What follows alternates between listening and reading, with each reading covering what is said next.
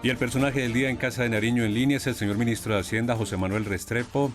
Lo hemos invitado porque la noticia tiene que ver, Carlos Fernando, ayer lo registramos, el gran proyecto de inversión social, el gran consenso que se presentó ayer para, como hemos dicho, preservar las finanzas públicas, reactivar la economía y avanzar en los programas sociales. Este fue un consenso que se construyó durante semanas en las regiones colombianas, en los encuentros de escucha activa con los jóvenes del país y también con los empresarios, quienes han dado un respaldo muy importante a esta iniciativa y quienes tendrán un porcentaje bien alto y elevado de ese aporte a esta reforma necesaria para el país.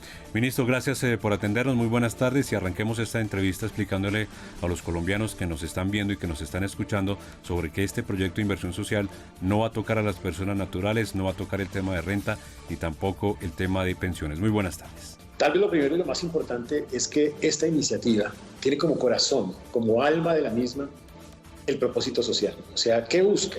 Busca atender a los más vulnerables derivados del impacto de la pandemia. A estas personas que necesitan el ingreso solidario, una continuidad del mismo porque son familias urgidas de eso para pagar su mercado, para pagar sus servicios públicos. Al propósito de los jóvenes que quieren tener acceso a la educación superior gratuita en instituciones oficiales, los jóvenes que quieren empleo, las mujeres que perdieron su empleo. El propósito también de atender ese reclamo de la matrícula cero de muchos estudiantes que quieren ingresar a la educación superior. El propósito de apoyar al micro, al pequeño empresario a través de un subsidio a la nómina. Con esto en mente, y siendo este el corazón de la iniciativa, lo que viene a continuación es un segundo elemento, y es esta iniciativa no puede afectar, no debe afectar ni a las clases vulnerables ni a las clases medias, porque son también vulnerables. ¿Qué buscamos entonces? Buscamos que el gobierno se comprometa con austeridad en el gasto público, con lucha contra la evasión fiscal y simultáneamente que haya un compromiso del gobierno nacional para acudir al sentido solidario de los sectores empresariales que han dicho aquí estamos listos y dispuestos, levantando la mano a contribuir a esos propósitos sociales. Entonces, ese es el corazón de la iniciativa y esas son las fuentes más importantes de financiación. Carlos Fernando. Gracias, señor ministro. Muy buenas tardes. Son 15,2 billones de pesos los que se van a recaudar con esta iniciativa, pues por supuesto haciendo ajustes, cuadros financieros y obviamente algunas modificaciones en el tema impositivo. Usted habla sobre esas fuentes de financiación, pero exactamente de dónde y en ese campo, en esa triada que usted mismo mencionó en la presentación, cómo se va a lograr la consecución de esos recursos, los planes centrales. Las fuentes de financiación más importantes son austeridad en el gasto público, un recaudo del orden de 1.9 billones anuales, lucha contra la evasión fiscal, que es un recaudo del orden de 2.7 billones de pesos, y en adición a esto, desmontando parte de algunos de los beneficios de la Ley de Crecimiento en 2019, que van en la dirección de ese sentido solidario de las empresas, que levantaron la mano a decir aquí estamos. ¿Cuáles son ellas? Hombre, no hacer la disminución que se tenía previsto en el impuesto de renta en personas jurídicas, sino establecer una tarifa del orden del 35%. Y dos, no hacer ese descuento del 100% de ICA en el impuesto de renta, sino del 50%. Tres, que exista una sobretasa al sector financiero de 3 puntos porcentuales. Con esto y un ejercicio de normalización tributaria, se tienen los 15.2 billones que necesitaría el país para responder a lo más importante, al corazón de la iniciativa, que son los propósitos sociales. Señor ministro, ¿cómo se va a lograr ese ajuste fiscal? El ajuste fiscal de austeridad en el gasto público se logra de varias maneras. Hay varios instrumentos que se están incluyendo. Limitar ese crecimiento de burocracia y sostener de todas maneras la capacidad adquisitiva de los trabajadores. Restringir los cambios de plantas de personal. Optimizar temas de pagos de horas extras. Lograr que el crecimiento en la adquisición de bienes y servicios no supere la inflación. Llegar gradualmente hasta que haya un recorte del 50% en gastos de viáticos, de papelería, de impresión, de publicidad. No renovar temas de telefonía celular, de planes de telefonía móvil, hacer un control a los costos de arrendamiento, a las instalaciones físicas, racionalizar esquemas de seguridad también, tener facultades para suprimir, fusionar, escindir entidades y un control también a los contratos de prestación de servicios. Ministro, el otro componente fundamental de esta ley, este nuevo proyecto de ley de inversión social es el plan antievasión. Por supuesto, nuestro sistema normativo y tributario contempla medidas para luchar contra la evasión, pero ¿cómo se va a profundizar este tema para generar los recursos?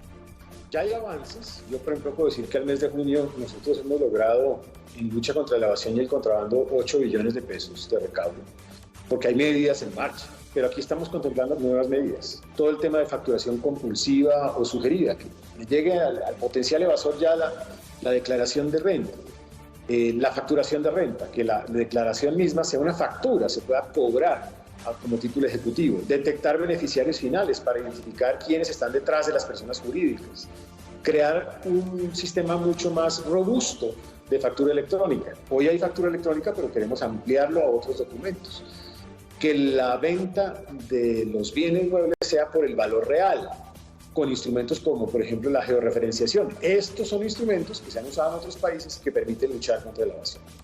Ministro, esta mañana lo escuchábamos en entrevistas con varios colegas y usted hablaba de un punto muy importante y es el tema, obviamente, de común denominador, que es la reactivación de las empresas, pero escuché una parte bien importante y es la focalización que se va a realizar en la microempresa. ¿Cómo va a funcionar esto, ministro? Algo importante allí a decir es que los subsidios a la nómina tienen como foco la micro y la pequeña empresa. Y ese subsidio, que es a 6 meses, lo que busca es apoyar a esas microempresas de mínimo incluso 2 personas, 2 empleos. Por eso, ¿qué buscamos? Buscamos que el subsidio pues, permita apoyar a sectores empresariales que hoy son claves en la reactivación económica.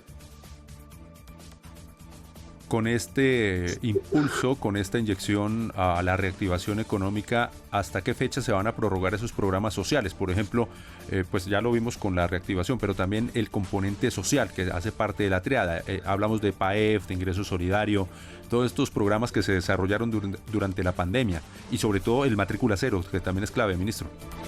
Matrícula cero será una política de Estado. La matrícula gratuita será una política que se sostendrá en el tiempo. Eso significa que perdurará de aquí en adelante. El programa de subsidio a la nómina es un programa a 6 meses. El programa de ingreso solidario se extendería hasta diciembre del 2022. Y el programa de subsidio al empleo, a la nómina, para jóvenes, para mujeres, para personas que perdieron su empleo, es un programa que puede durar entre aproximadamente 2, 3 años dependiendo de la implementación del mismo. Pero lo que busca es rápidamente generar empleos en el país. Ministro, para finalizar, pongamos un poco en contexto lo que se hizo con la socialización de este proyecto de inversión social y quiero preguntarle también, y usted lo destacaba ayer, el compromiso de los empresarios. ¿Cómo se hizo ese proceso? Es un proceso de trabajo con ellos y muy valioso, y yo debo decir que ellos han actuado con sentido solidario. Entendieron que en este momento se necesita ese sentido solidario y que tienen que contribuir a la dirección de la sostenibilidad social y de la sostenibilidad fiscal. Y ha sido dialogando, trabajando con ellos y un poco con la expresión de ellos mismos, como la de la ANDI, como la del Consejo Gremial, en el sentido de que están allí listos y dispuestos a contribuir a esta iniciativa. Ministro, y como resultado de esta socialización, cuéntenos cuáles de las propuestas de los jóvenes que usted tuvo oportunidad de hablar con ellos en varias regiones del país o de los empresarios, pues van a ser tenidas en cuenta en la iniciativa que se va a radicar en el Congreso. Hombre, los jóvenes pidieron matrícula cero como política de Estado y aquí ya se está contemplando que hubiera matrícula gratuita para los más vulnerables en instituciones oficiales. Los jóvenes nos pidieron también que hubiera ese subsidio a obtener su primer empleo, porque muchos jóvenes me decían, yo no tengo empleo porque no tengo experiencia laboral y no acumulo experiencia laboral porque no tengo una posibilidad de empleo. Entonces hay que darle un incentivo al sector empresarial para que los vincule laboralmente. Yo creo que eso es muy importante. Y desde el punto de vista de los microempresarios, que han dicho, hombre, todavía necesitamos liquidez porque estamos enfrentando el impacto de la pandemia y necesitamos apoyo en esa dirección. Ministro, ahora sí, para terminar, ¿este proyecto de inversión social es un paso fundamental para recuperar la calificación? Es un paso para construir esa recuperación. La recuperación de la calificación no es un tema del día, de la mañana a la noche o de la noche a la mañana, pero es un paso que construye darle claridad a los mercados sobre fuentes de financiación permanentes, sobre reducción del déficit fiscal de forma gradual, sobre reducción de la deuda pública. Es un paso en la construcción también de tranquilidad para los mercados internacionales y nacionales y los inversionistas. Y en ese orden de ideas, pues es un paso en la dirección correcta. Pues doctor José Manuel Restrepo, ministro de Hacienda y Crédito Público, muchísimas gracias por estar aquí en Casa de Nariño en línea y por explicarnos los alcances de este proyecto de inversión social. Muchas gracias, Loba. Muchas gracias al señor ministro de Hacienda. Pues ahí está la explicación, los ejes fundamentales, Carlos Fernando, de lo que es el proyecto de inversión social que será radicado el próximo 20 de julio al Congreso, en el Congreso de la República. Una triada fundamental, como lo hemos explicado y como se hizo en esta presentación y lo ratifica el ministro Restrepo, es esa triada. Es decir, el trípode en el cual descansa esta iniciativa, que será ley de la República, que es la recuperación económica la reactivación económica del país, la protección de los más vulnerables. A través de los programas sociales. Exactamente, y la sostenibilidad fiscal, que es tan importante en el país. Hay que tener la sostenibilidad porque todo el mundo se vio impactado por la pandemia. Las finanzas públicas hay que cuidarlas. Casa de Nariño en línea.